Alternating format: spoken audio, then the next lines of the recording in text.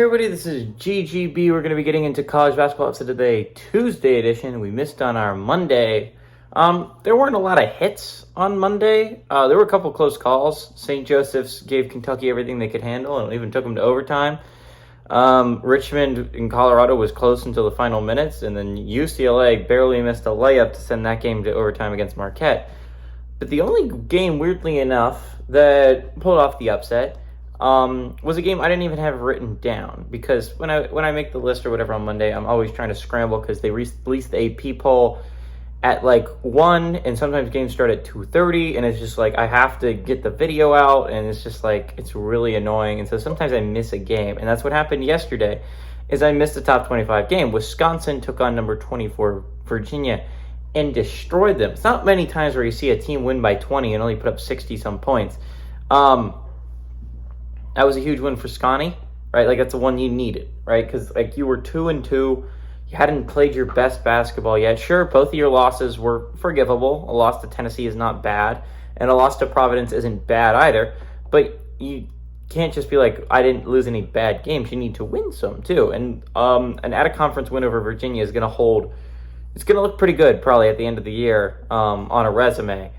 So that was important for a Scotty team like the Badgers that moved to 3-2 and hand Virginia their first loss. But that was the only upset we saw yesterday. Pretty disappointing day overall. I thought we were going to have a chance at a lot of upsets. It didn't quite happen. We did see a lot of close-up games, though. And I'm hoping we see some upsets here today, because we have 6 games today that have most of them have good shots at pulling off the upset. At 2:30, we got a consolation game between Syracuse, who's 2-1, and taking on number 11 Gonzaga on a neutral court, who's also 2-1. Gonzaga favored by 12.5 on ESPN2. At 4 o'clock, we get number 18 Colorado, who's 4-0, taking on Florida State on a neutral court, who's 3-1. Only one of those losses is my Gators, by the way. Chomp, chomp, chomp, baby. Colorado favored by 4.5 on CBS Sports Network. At 6 o'clock, we get number 22, James Madison, who's 4-0, taking on Southern Illinois on a neutral court, who's 3-0. James Madison favored by 5.5 on CBS Sports Network. At 7 o'clock, we got LaSalle, who's 4-0, travel to number 9, Duke, who's 3-1, in the only game that's at a home stadium today. Duke favored by 26.5 on the ACC Network. At 8 o'clock, we have number 7, Tennessee, who's 4-0, taking on number 2, Purdue, at a neutral court. Great game, by the way, who's 4-0. Purdue only favored by 2.5 points on ESPN. And finally, to end the night, we have a great basketball game. We got number 1, Kansas, who's 4-0, taking on number 4, Marquette, who's also 4-0. Kansas favored by 4.5 on ESPN. There's some really good games today. Obviously, Tennessee, Purdue, and Kansas, Marquette are possible Elite 8 matchups. Like, these are really good basketball games between really good basketball teams, and I'm really interested to see how they shake out. But I think that's overlooking some other ones. Cuse did not play badly yesterday against Tennessee. Tennessee ended up running away with it at the end there. And Syracuse is 12.5 point dogs, really enough again for the second straight day. Gonzaga didn't play awfully against Purdue either. Purdue just ended up running away with it. Purdue just had the better players.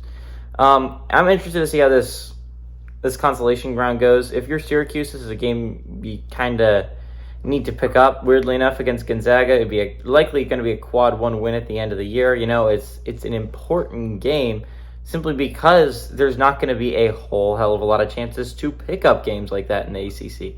I believe only 2 ACC teams were ranked, and after Virginia's performance against Scotty, that's likely going to go back down to 1 and it's just going to be. I'm sorry, UNC's also there. There's just not a whole hell of a lot of great basketball teams in the ACC to pick up quality wins against. And if you want to, make a tournament run, if you want to go into March Madness, you need to win games like this before your in conference play starts, so you have something to point to. Same with Florida State. Florida State, again, this is a chance to get up a big win. Colorado struggled with Richmond yesterday. If you could get a big win, this would be huge for your playoff resume. Obviously, LaSalle's Duke's probably going to be the least close game of the day, but I said that about St. Joseph's, Kentucky, and St. Joseph's gave Kentucky everything they could handle as 15.5 point dogs. And the 26.5 point dogs, that's a big dog, simply because Bryant was only a 22.5 point dog. This would be the biggest upset of the year, so we'll see. Tennessee, Purdue is obviously super interesting. You have 2 different styles of play. Not like 2 drastically different styles, but Tennessee likes to slow you down. Tennessee likes to make it a defensive slug match, and just it's typically a lower scoring game when Tennessee is playing. Purdue, on the other hand, they want to score some points, as they want to get the ball into Zach Edey. They want to pass it out to the outside and make some threes.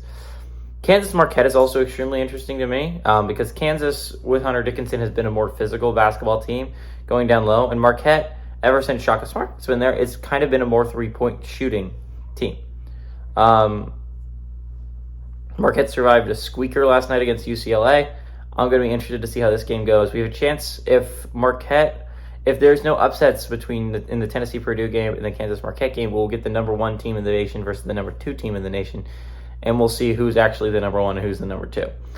But the upset I'm going to rock with is Southern Illinois over James Madison. James Madison has been eking by some real squeakers, right? A lot of people are going to remember the Michigan State overtime win, which was a huge win for James Madison. Put your name out there, and it was a big upset opening day. But that was still a squeak. You eked by in that game, in a game you led almost throughout the entire way. Not to mention, you miraculously won the Kent State game, and the Radford game was very, very close, and you almost lost that one as well. Again, James Madison's been eking by in a lot of these games. I think Southern Illinois finally catches up with them. The Solinkas are not a bad basketball team. This is actually a pretty good basketball team. And not saying that the other ones were. Radford and Kent State are typically pretty solid basketball teams. They're not bad teams to almost lose to. But I think Southern Illinois finally gets their number, and I think James Madison loses their first game of the year.